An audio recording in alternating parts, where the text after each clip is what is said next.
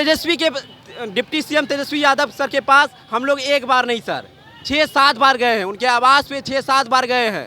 वो हम लोगों की बात सुनने के लिए तैयार नहीं है, तो हम कैसे विश्वास करेंगे सर। हाथ जोड़ के विनती करते हैं कि युवा आप भी हैं, हम भी युवा हैं, युवा के दर्द को समझिए। सरकार युवा के बल पे आती है, युवा को गुमराह करके वोट लिया जाता है कि हम युवाओं के लिए काम करेंगे। जैसे ही हम सरकार में आएंगे, मेरा पहला साइन होगा 10 लाख नौकरी। सभी एग्जाम पास करने के बाद डॉक्यूमेंट वेरिफिकेशन लास्ट प्रक्रिया होता है, उसमें भी सफल हो गए। उसमें सफल हो जाने के बाद भी आयोग गोरख धंधा करने के लिए, बाहर से सीट को भरने के लिए हम लोगों को बाहर कर दिए बिना कोई उचित कारण के। बहुत दर्द होता है। घर वाले मतलब हम लोग का एज अब नहीं रहा, एज खत्म हो गया हर एग्जाम देने के लिए। हम लोग का जितना भी दुख होता है, घर वाले अब पूछते हैं कि अब क्या कर रहे हो, बाहर प्लानिंग करो, ये करो। अब बहुत कष्ट होता है, पढ़ाई में मन भी नहीं लगता, अब एज खत्म हो गया।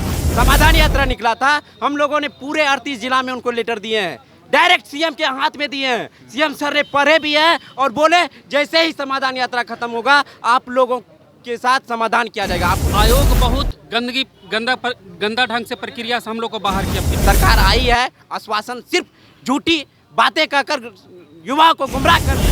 जब सर वो सरकार में नहीं थे, विपक्ष में थे, तब वो हमारी बात को सुने थे और हमारे साथ न्याय करने के लिए वो बोले थे कि हम सरकार से भी लड़ेंगे। लेकिन जैसे ही सरकार में आए, हम लोगों की तरफ मुंह फेर के देखते भी नहीं है सर। एक तरफ जहां बिहार की बेटियां यूपीएससी में प्रथम और द्वितीय स्थान ला रही हैं, वहीं दूसरी तरफ बिहार के अभ्यर्थी सड़कों पर बैठे हैं। ये सड़क पर बैठने वाले वैसे अभ्यर्थी नहीं हैं जिन्हें पढ़ना नहीं आता, बल्कि ये वो हैं जो 2014 में बिहार कर्मचारी चयन आयोग की परीक्षा दिए थे और पास भी कर गए थे। मेरिटधारी हैं। उम्मीद थी कि इन्हें नौकरियां मिल जाएगी, लेकिन नज़ारा ये है कि अब तक इन्हें रोड पर ही बैठना पड़ रहा है। एक तरफ जहां बिहार की बेटियां देश में नाम रोशन कर रही हैं, बिहार का नाम रोशन कर रही हैं, वहीं बिहार के अभ्यर्थी रोड पर बैठे हुए हैं। ऐसी क्या समस्याएं आती हैं बिहार सरकार को कि आपका 2014 से वैकेंसी रोक कर अभी तक रखे हुए? सर ये सरकार युवा के बल पे आती है, युवा को गुमराह करके वोट लिया जाता है कि हम युवाओं के लिए काम करेंगे। जैसे ही हम सरकार में आएंगे, मेरा पहला साइन होगा 10 लाख नौकरी। लेकिन जो युवा लगभग 10 साल से सारी एग्जाम पास कर गया है, पीटी मेंस डॉक्यूमेंट वेरिफिकेशन सारे पास कर गए हैं सर।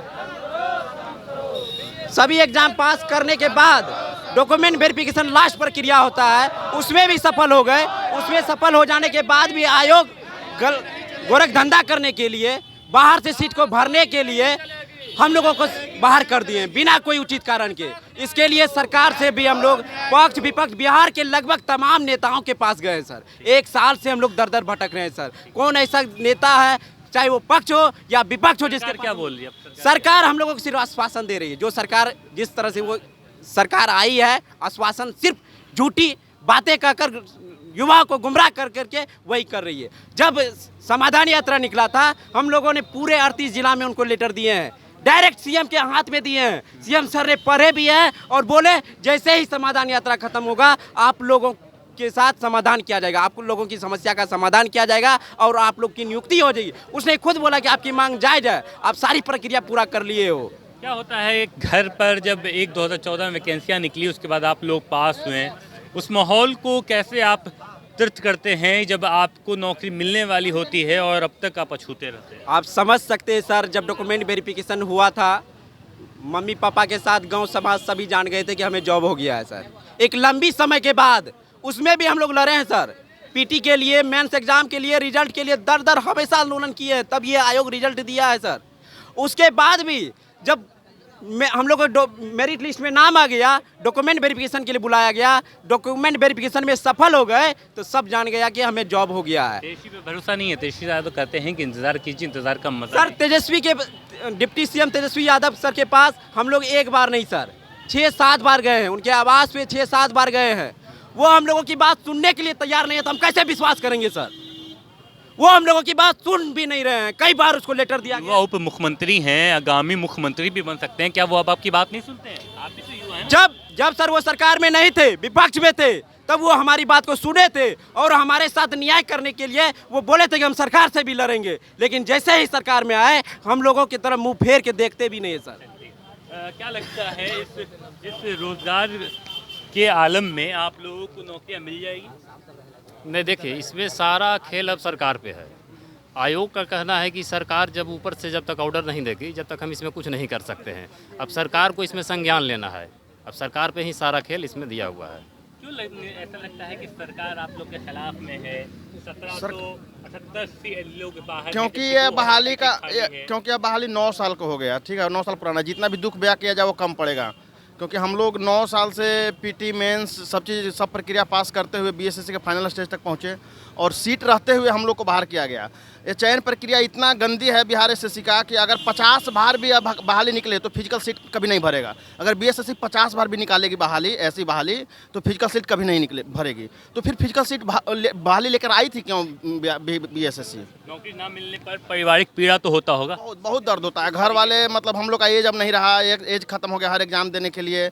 हम लोग का जितना भी दुख होता है, घर वाले अब पूछते हैं कि अब क्या कर रहे हो, बाहर प्लानिंग करो, ये करो। अब बहुत कष्ट होता है, पढ़ाई में मन भी नहीं लगता, अब एज खत्म हो गया हर एग्जाम। हेलो सर, क्या लगता है कि सरकार एज बीतती जा रही है और नौकरियां अभी तक नहीं मिली, आप लोगों को कैसा लगता है?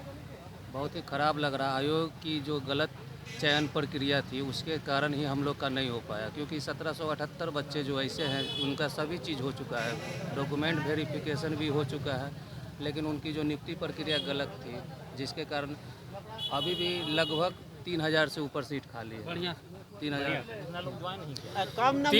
2000 तो बता रही सरकार की खाली है जगह, लेकिन कितना वेरिफिकेशन करा के इतना पुराना वैकेंसी है कि अदर पोस्ट में चले गए, बढ़िया पोस्ट जिनको दूसरा विभाग में मिला वो तो 3-3.5 पोस्ट खाली रहते भर में हम लोग 1778 लड़का अभी भी रोड पर है। आयोग को क्या फायदा होगा आप लोगों को सड़कों पर बैठा कर सीटें खाली करते रहना? आयोग बहुत गंदा ढंग से प्रक्रिया से हम लोग को बाहर किया। पिछला जो आयोग का जो चेयरमैन था वो क्वेश्चन आउट कराने के चक्कर में अभी भी जेल में, तो क्या पता उसी ढंग से बैक साइड से कोई स्टूडेंट को अंदर करने के ये प्रक्रिया जारी करने की तैयारी में हो और सीट फुल हो जाए और हम लोग कैसे रह जाए। तो महागठबंधन की सरकार आ गई है, क्या अभी भी करप्शन है बिहार में?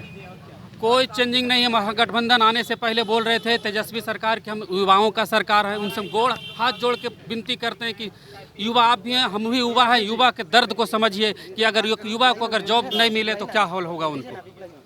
देखिए, ये बिहार कर्मचारी चयन आयोग 2014 में पास अभ्यर्थी हैं, लगातार 2 दिनों तक गर्दनीबाग धरना स्थल पर बैठेंगे। सीट बचाकर 1778 को बाहर क्यों, इस पर ये लोग लगातार आवाज़ उठा रहे हैं।